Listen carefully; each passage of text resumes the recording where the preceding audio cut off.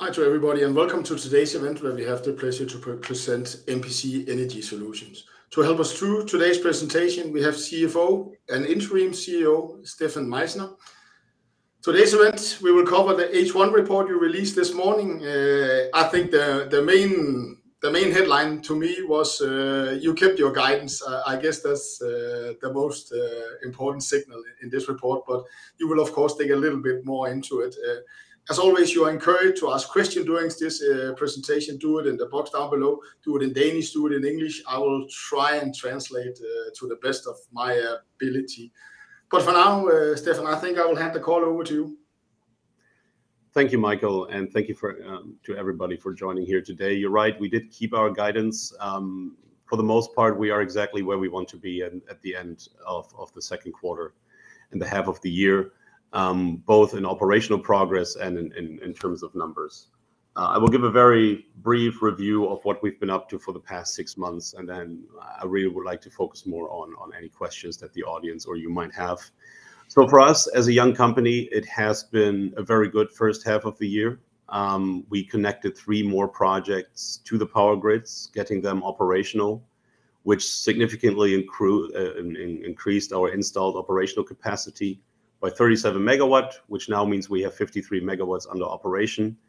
And the key highlight is here that it really underlines the proof of concept in our business model and our ambition to be a leading IPP in the region that does not just buy operational assets or distressed assets, but that is really focusing on greenfield development, on construction, and on long-term operation.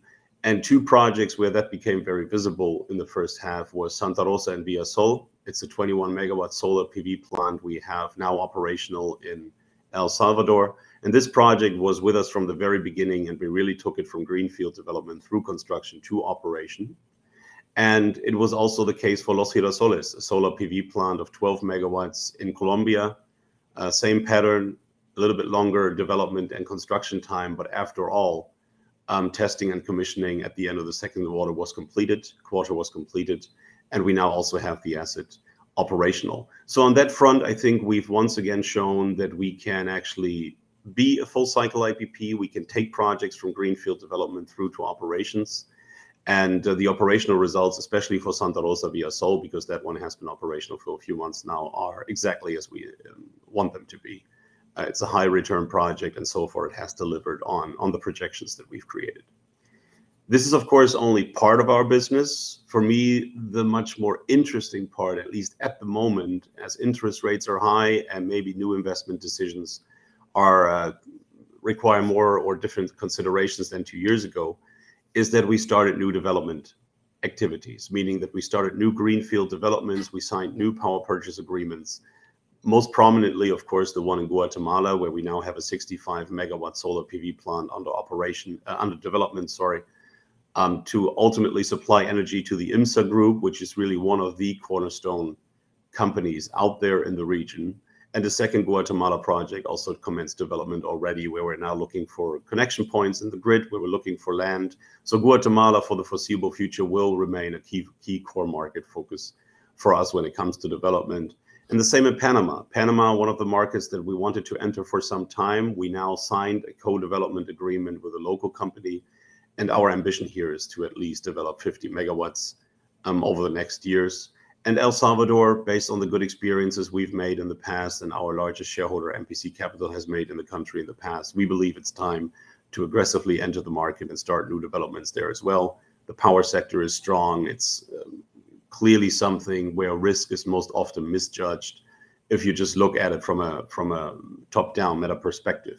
So this is what we've been up to in the first quarter.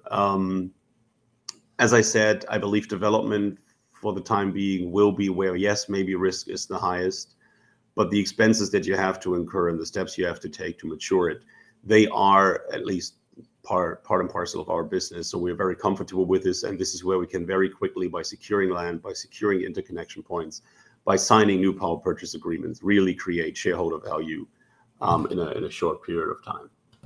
And you mentioned that the higher interest environment is, of course, a tough challenge.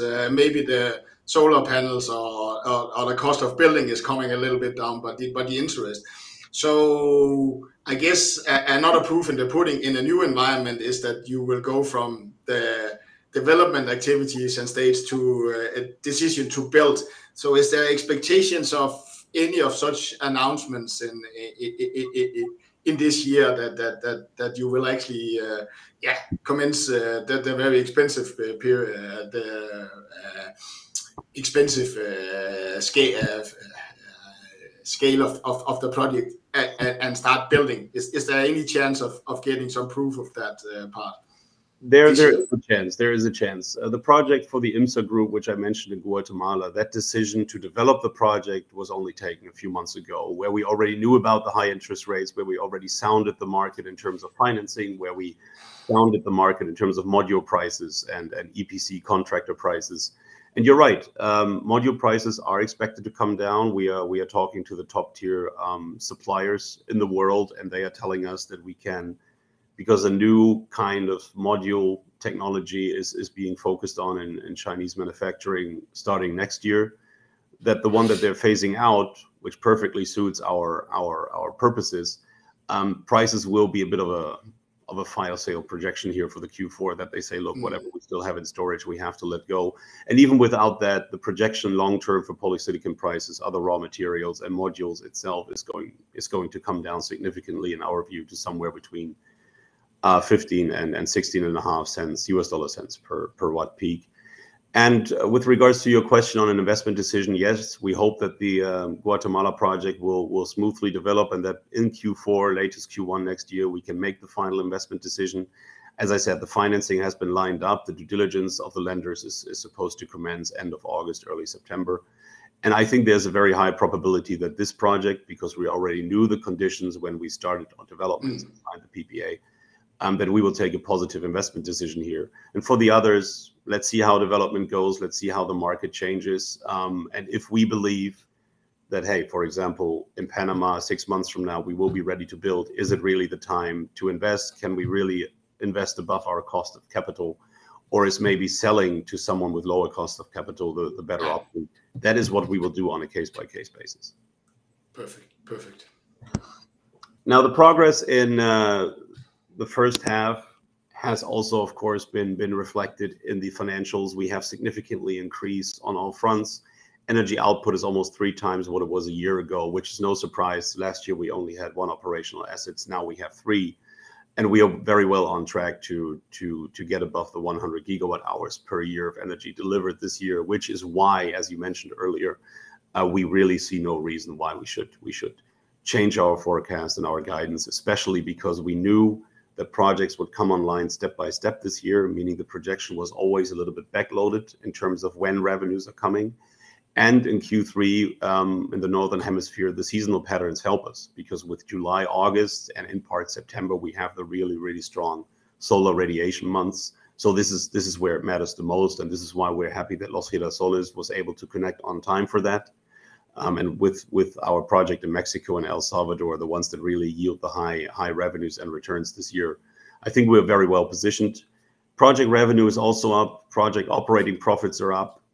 Reduced a little bit, unfortunately, by energy trading activities that we had to do in Colombia to cover the PPA that we had signed while the project was not ready to deliver itself. But that has now been accomplished. So trading losses are contained, and we will now see that we will step by step get closer to seeing the actual operating results, and not some kind of impact from trading activities. In this year, and this is a very special situation, Colombia is relying a lot on renewable energy from hydro sources, and this is an El Nino year, so you expected droughts, expected low availability of hydro is, of course, causing spot prices to be high. And we had to cover for the PPA in the spot market, and there was really no hedging alternative available. So we paid dearly for this. Now it's contained, and now we can look on. And if we look at our total assets, which are not that much changed from the last quarter or the end of last year, because this is not the kind of business where you see ups and downs all the time unless you make a new investment decision, we still have a strong equity ratio. We still have enough free cash to be flexible where we need to be, whether that's covering for some cost overruns during construction, which we don't expect for the current project that we are still completing, or for short-term opportunities that may arise, which in our business is not usually the case, but you never know. So I think we remain really in a good position. Let's see what the third quarter brings. I've had a sneak peek at the July numbers, and they look very good. So that's why we keep the guidance constant. That's why we think we are really much on track. We have another project coming online in September this year in Colombia. And I think overall, it's only been 2.5 years since the IPO, and the green sector has been punished a little bit. We are no exception here. But I think we've done our job. We've delivered the proof of concept. The investment highlights that I alluded to several weeks ago when I did a presentation here introducing our company is unchanged. We still have the long-term contracts with strong US dollar denomination. We still have our local teams expanding and maturing our development backlog. The track record, the proof of concept is now here.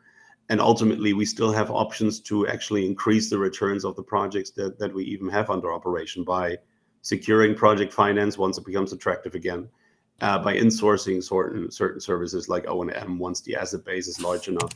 So I feel very comfortable. I think we've done an excellent job. The team has done an excellent job so far in very, very difficult environment. And we will just continue to do so. And at the moment, there's nothing that I believe can stop us. So I'm excited about the future. Perfect. Let's dig a little bit into the guidance, and because there's a question from the outside. Around 35% of your guidance is reached on revenue and a bit, and you explained your Q3 is higher on irradiation. Much more powerful, and you also explained us that. That some of them has been firstly connected in Q1. I guess they will give full year output. So that is kind of some of the explanation. But is there really that high top line gearing? Meaning every cent on the top goes down to the bottom. That can explain maybe the earnings. Or are you also lowering your cost into the second half? Or is there some one-time cost you mentioned about some one-time costs? So a little bit how to bridge this. Is there anything special that has hit this first half year? Yeah, I would say this is a very good question. So thank you for bringing it up. The revenue of our project is very much determined by output times price, as for everybody else. The prices with the PPAs are usually fixed, or at least there's little volatility in that, unless you have a spot market correlation, which we, for the most part, do not have. And that means it's really the seasonal pattern of solar radiation for the solar PV plants that determine whether revenues go up and down, or in which month is how strong. On the cost side, I would say that there is indeed a front loading of expenses, because certain things like land lease payments, like insurance payments, which the two of them are the most, or one of, let's say, the most predominant costs that we have in a project, they are usually paid in the first quarter of the year. So you have lower margin at the beginning of the year, and then over time, the margin approaches where you want it to be, because you get more in a pattern where you have your monthly payments for O&M services, for asset management services. And then the seasonal pattern picks up, and in May, July, August, September, you have really good summer months. So there you can actually see much larger profit margins in your projects, but overall it then goes back to where we need to be. So this is why you usually see lower margins, lower costs in the beginning of the year, and then production picks up, revenue picks up, but the costs actually go down a little bit on average. Yeah. So that is a good reason for the back-ended nature here. And yeah, one-off expenses, of course, we did have the energy trading losses, which usually we don't see. If we correct for that, and the revenue would still be there even if we weren't trading, I think overall we are very much on track with what we have. And we cannot forget we have one combined heat and power project at the moment in the running portfolio. The off-taker is not producing at its own maximum capacity, so we're not delivering the amount of energy that we could. And CHP plants also require higher O&M costs. The margins overall are lower. So as our portfolio remains fairly small, with now 3 solar plants, 1 CHP plant, the CHP impact on the margin is still there. But this will also then go away over time as the portfolio becomes more solar centric, and we can actually reduce the impact that the CHP margins have on our business. Then when I was looking at your balance sheet, I could see no new loans, and I kind of guessed, and you have alluded to it. Some of the investment case in you is that you were born with a lot of equity and actually had the chance not only to project finance but also actually to raise it on the general balance sides. But nothing has moved here in this quarter, so it is.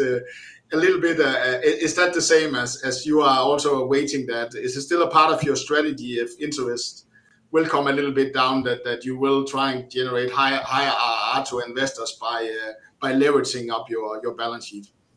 Absolutely, it is. Our leverage is too low. We have been in discussions for many potential debt facilities, both on project and corporate level, with many lenders over the past few months. We will continue these discussions. We have seen term sheets. What we see from these term sheets is that the margins above the variable rate are very, very solid, and they're very, very stable compared to the variable rate itself. So once the base rates come down, we will be able to benefit from it. The question is, do we want to lock this in now? Do we want to wait a little bit more? I think everybody is expecting interest rates to come down. The question is really when and by how much.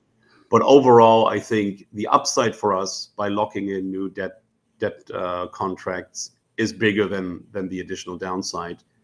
But I don't have a ball that helps me look into the future. But I do hope that inflation rates are coming down, and I do hope that thereby interest rates are coming down again, and then we're looking again at very interesting debt scenarios for us, which we will then make use of because we're preparing for it now.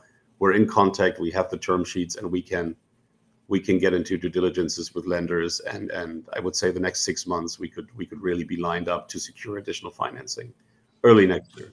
So you are confirming what I anecdotal here. The interest is higher, but there's still a very big interest actually in lending into the green sector. So higher cost, but actually still a large interest. Still seeing the structural case there by the lenders. Is that the same you are feeling out there, that the potential is out there? It's just a matter of price before that's to be right. Absolutely. I think it's really three factors. The first thing is that a lot of banks are now tasked with going into the green sector, expanding their portfolio to more ESG compliant businesses. The second thing is that our business in nature is creating very stable cash flow. So it's perfect for the servicing of debt because you have very little volatility over the lifetime. And that is what lenders usually like. And we have more lenders entering the field. In the region that we're in, let's say 10, 15 years ago, it was really only the development banks, the big ones, that were making loans to these kinds of projects. Now we see commercial lenders stepping up, offering very, very attractive terms, getting into the market, wanting to learn about it. So overall, the debt environment is very, very strong. I think it will remain that way. It's really just a matter of pricing to come down to a level where you say, all right, now I actually see the uptick in the IRR that I'm looking for. And since the projects are operating and we have flexibility, we don't have to do this tomorrow, but we want to do it, of course, to get to more, let's say, more applicable 70-75% debt ratios, and not the below 40% or just 40% that we have now. And then another part of the investment case we were discussing about it is this, and there's a question here. You don't mention the net asset value, as I could see in your reporting. You're meaning the net asset value compared to your share price. I think last time we spoke, including the financial assets and everything, it was around 36 Norwegian kroner. Is it around in the same level, or has anything changed there in upwards or downwards? Well, based on the book value, no, it has not changed that much. Our equity is actually a little bit higher than it was in Q1 and at the end of last year. So you could argue that the book net asset value has increased. At the same time, for me, it's a matter of what really has changed. What has changed is that we have taken risk out of our portfolio by getting projects operational.